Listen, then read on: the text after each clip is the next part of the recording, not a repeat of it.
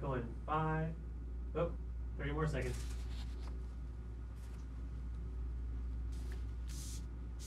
You ready?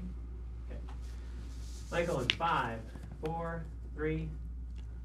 Happy National Women for Trump Day. We are going to be joined by a wonderful national woman for Trump, Tana Goertz. Tana is a businesswoman, television star of The Apprentice, and senior advisor and spokesman for the Trump 2016 and 2020 campaigns. Tana led President Trump's campaign efforts in Iowa, which he won, despite the state going twice in a row for Barack Obama. We will discuss the campaign, staff shakeups, and Republican chances in the next election. Then, my favorite international women, and finally, the mailbag. I'm Michael Knowles, and this is The Michael Knowles Show.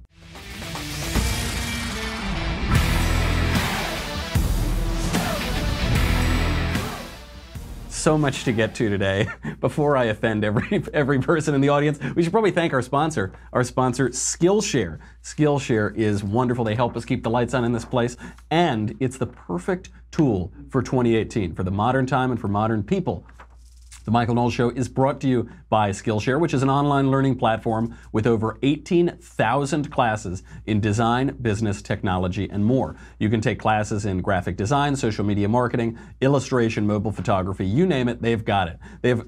It's not just, I mean, I know you think of those are kind of the main industry ones, but there are also classes on time management, there are classes on hypnosis. I think there are a lot of classes where you might just say, I'm a little interested in this thing, not to help my career, but just because it seems interesting to me. But of course, it's 2018, and you are no longer going to work at the mill and do that for 40 years and then get a pension. That's not how the economy works anymore. You need a lot of skills. You need a side hustle. I've always worked in show business and politics where there are no discernible or marketable skills for anybody. And so it's always important, if you want to be able to make money and be able to pivot in an ever-changing economy, to pick up some skills on the side that can make you useful to an employer or for your side hustle.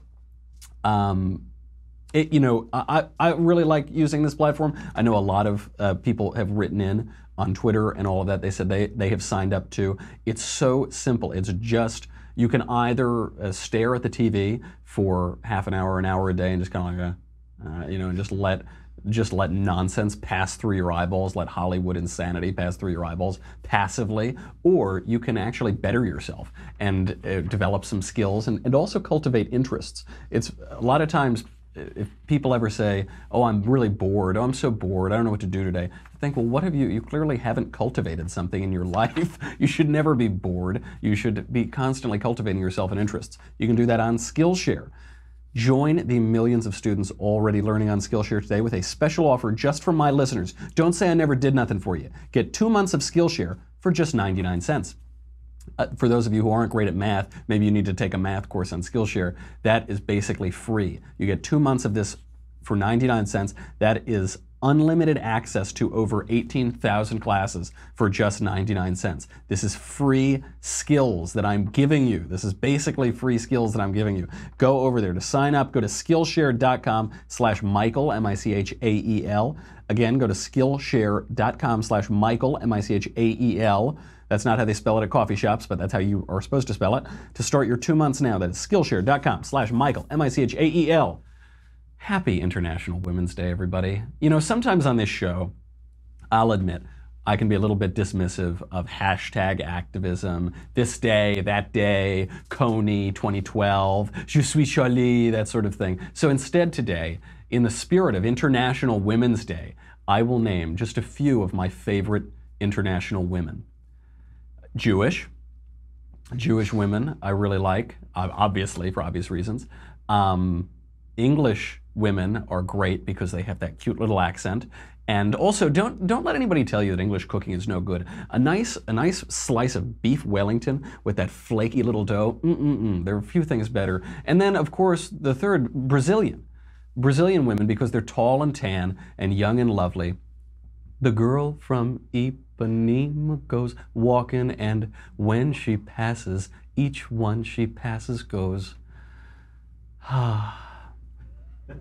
There you have it, my favorite international women.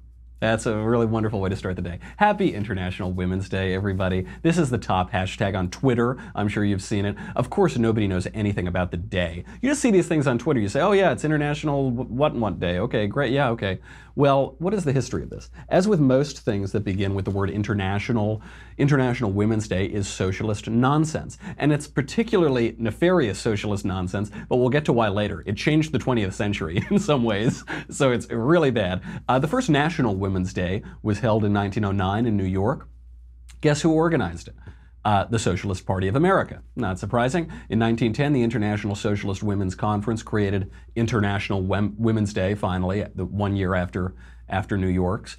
Following the October Revolution in 1917, Vladimir Lenin made it a national holiday in the Soviet Union. He made International Women's Day a national holiday. I wonder why communist thugs made International Women's Day a national holiday. It's because on International Women's Day, on March 8th in 1917, an international women's demonstration actually started the Russian Revolution. It started the communist revolution that just destroyed the 20th century. This is a true story. A protest of women textile workers in Petrograd took place. This is commonly cited as the inciting incident of the Russian Revolution. Leon Trotsky admitted that he'd helped plan the protest, but even he was surprised at how widespread its effects were. He wrote, quote, "Meetings and actions were foreseen, but we did not imagine that this Women's Day would inaugurate the revolution." But it did, right from the horse's mouth, right from that communist horse's mouth. The holiday, International Women's Day, was celebrated almost exclusively by communist countries and socialist activists until 1975, when it was adopted by the United Nations. But maybe that wasn't very much of a change, was it? Maybe there's a lot of continuity there. Enough about International Women's Day. On to a serious matter. American Women for Donald Trump. American Women for Trump Day. For that, we spoke yesterday with Tana Goertz. Tana is the former star of The Apprentice, senior advisor to President Trump's 2016 and 2020 campaigns. Let's bring her on. Tana, thank you for being here. Thanks for having me. So you led the Trump campaign efforts in Iowa, which President Trump won in 2016, and it was a big win because Barack Obama won that state in both 2008 and 2012. How did you and he do it? Wow. Well, hard work, that's for sure. We worked so hard. We left no stone unturned. It really came down to we needed to educate the people of Iowa about this man. And in Iowa, we don't have real stars because we don't have professional teams like a lot of states do. So they're not used to having celebrities like Donald Trump come into town and take over. And so it was a process of sort of teetering back and forth with, you are this huge star, but we're going to just water it down for a little bit until they get to love you. Then we'll show them really what you're capable of.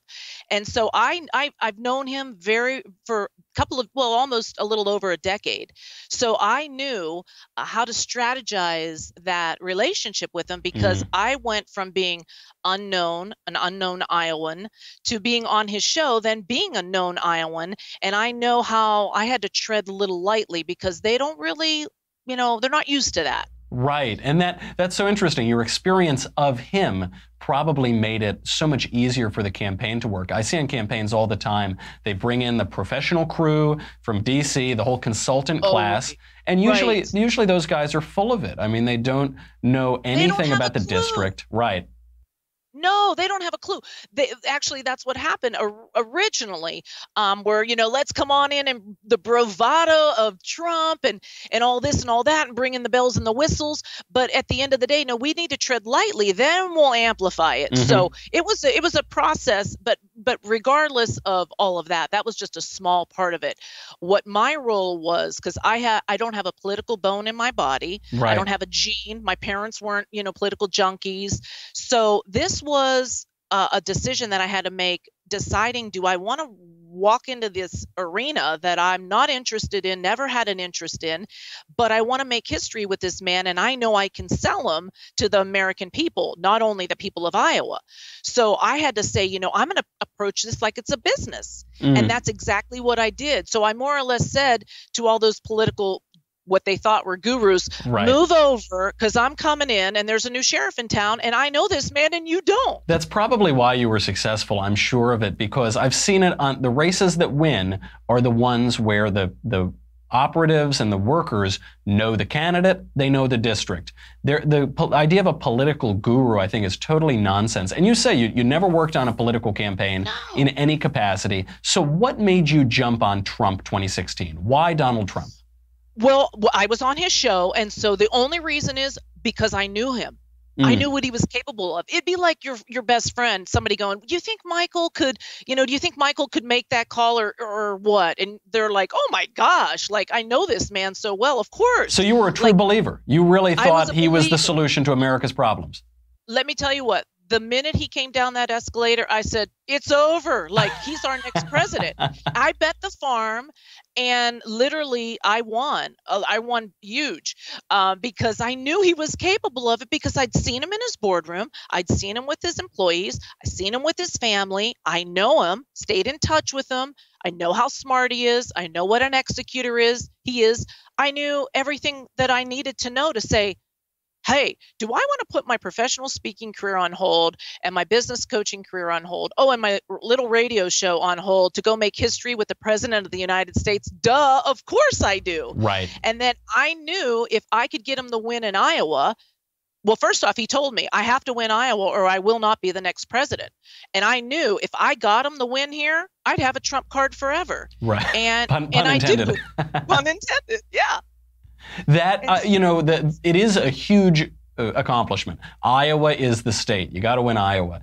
And what I really like about your story is that you've known this guy for a long time, because it seems to me there's this extremely tedious debate started by Trump's critics on the right, really, over whether Donald Trump is a complete nincompoop, he's a total dolt, as the Never Trump crowd disingenuously mocks. He's playing 4D chess. Those are the two options. His critics on the right, they say he's either a dolt or he's playing 12D dimensional chess. I, for one, don't think it's either. And I am a Trump supporter, and I don't know any Trump supporter who thinks he's playing 12D chess. I just think he's quite good at the media, and I suspect that the guy who has remained relevant for 40 years and succeeded at the highest levels of 4 extremely competitive industries might be smarter than your average schlub. You have known him for a long time. How would you describe the man personally? He's actually the smartest man that I know, and my husband follows right underneath that. And my husband's a scientist, graduated magna cum laude at Florida State. He's a meteorologist, brilliant. So when I say Trump is the smartest man I know, that's not throwing that around lightly. He is 3 steps ahead of everyone. He predicts what's coming. Like all these, I was on TV, I can't tell you how many times defending his quote conspiracy theory. And I'm like, oh, imagine that. That came to fruition. Right. Oh, about the FBI, that. you mean, about the Obama administration using the government to attack his political opponent. Yeah, I mean, everything. It was like, Michael, it went back to back to back. Like, right. Do you think that, he was wiretapped? Do you think this? Do you think everything that he said, and they said they killed me for on national television? And I'm like, no, honestly, it'll come to fruition. It does. So he's not only the smartest man that I know, but he works so hard. And the other thing that I love about him is he does his homework. So if he was going to be on an interview with you, he would know everything about you.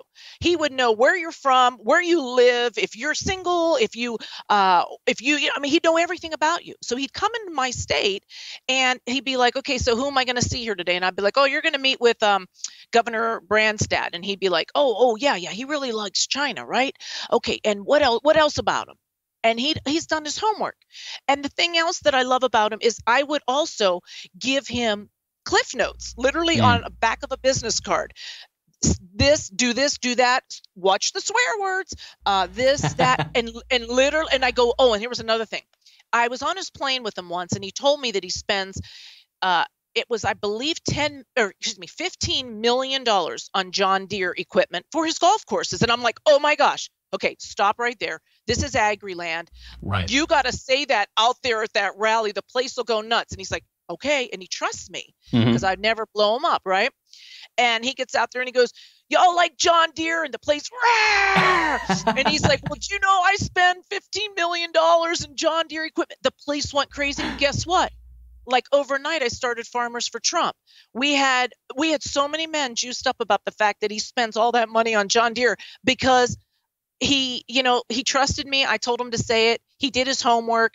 And that's the thing. I mean, he's not only super smart, he works super hard. He puts in the time, and he really wants to make a difference. And the other thing that I love about him that maybe nobody has figured out yet is, and I've learned this being a nobody and then becoming famous because of the show, The Apprentice.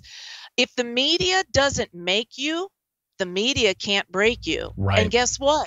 The media never made Donald Trump. So there's no way they're going to take him down. He made him himself. All the schmucks that were never known, and you can even, put me in that category. Media's never going to break me. I would never call you a schmuck, Tana. No way. Thank you. No but way. Some of these people who were on the campaign that were just taking a paycheck didn't even probably vote for the man. And I also told them about all those losers, took a paycheck, didn't even care about him, didn't even work their butt off for him, probably didn't even vote for him. Just another job. Just another job. Don't care, chalk it in halfway, cash it in, do the lazy man way out or whatever. They're on CNN every night trying to keep their 15 minutes of fame. Well, guess what? The media will put them on, let them implode themselves. And now, oh boy, now they're spiraling out of control. Because why? The media built them. That's right. This reminds me of an Andrew Klavan quote about Donald Trump, which is, he who Donald Trump would destroy, he first makes mad. And they do seem to all just blow up and spiral down. And on the hard work, this, especially leading the efforts in Iowa. If anybody's worked on any political campaign before, I've worked on a lot at all different levels. Even if you're working on a dog catcher campaign, it is exhausting, grueling, thankless work. And to watch Donald Trump at the highest level and with unprecedented in modern history, unprecedented opposition, do it with a grin, do it with that kind of Trumpian smirk, and seem to have inexhaustible stores of energy. It really makes you question all of these news reports on CNN that he isn't in good health or he's rambling or senile or whatever nonsense that they also said about Ronald Reagan. Right. It's so true. Let me tell you what, when we were towards the end, and I knew he was going to win this. When he became the candidate, and we went to the convention, I was like, oh my God, like that, the RNC convention was unbelievable. His family was so amazing. He was so amazing. And then when I knew, like, oh my gosh, this is in the bag, we were wrapping up like Iowa, and we had maybe 3 rallies in one day all across the state. So we were flying in Trump Force One, and we were so hungry. I mean, I know all I had to do was get people there, get volunteers there, hype up the crowd, and hand the mic over to the star, and he wowed everybody, right? So my energy was on a 10, his was on a 12. I only had to do, maybe 5 minutes, where he had to do an hour. We get on the plane. All I wanted was that damn Big Mac that he was putting in front of me. And you know what? Everybody gives him a hard time about the Big Mac. I'm like, you're so hungry. You've exhausted all. You want to eat your Big Mac and your fries, and you just want people to just shut up and let you eat. So this man is taking grief about eating Big Macs. He's working his butt off. He is putting us, he's got a couple decades on me. I got 3 decades on some of these kids that are in the campaign that are just like, what the hell's going on? And I'm like, get out of the way, because this man's blowing people down. and we're going to take this all the way to the White House. More energy than even me. And I just looked at him like, I know what it's like being a professional speaker. When you get on that stage and you see your crowd, man, you light up, and it's not work. You're absolutely right. And I want to know how you think that's translating to 2020. You're on the campaign in 2020. Clearly, you think he's doing a good job in office. I also think he's doing a good job. What do you think the people of Iowa will think? Has he lived up to his promises? Has he lived up to expectations? Are they going to go for him in 2020? At this, obviously, I know it's early on, but at this rate, are they going to go for him? They are. You know why? Their 401ks are growing. He's promises made, promises kept. I keep saying that. When he just came out to Iowa recently, the bottom of the stage, big sign, promises made, promises kept. And he's telling them, this is what I've done. I told you farmers I wasn't going to do this. I told you I was going to save the renewable fuel standard. I told you this, I told you that. And it's all about like, he's keeping his promises. We love the fact that we have more money in our 401ks and in our pocketbooks, bank accounts. Also, what about jobs? You know, like Right. what about the jobs that he's bringing back to America? He is like standing up for us, and we needed somebody who had a set, you know, that could say like, hey man, guess what? No more.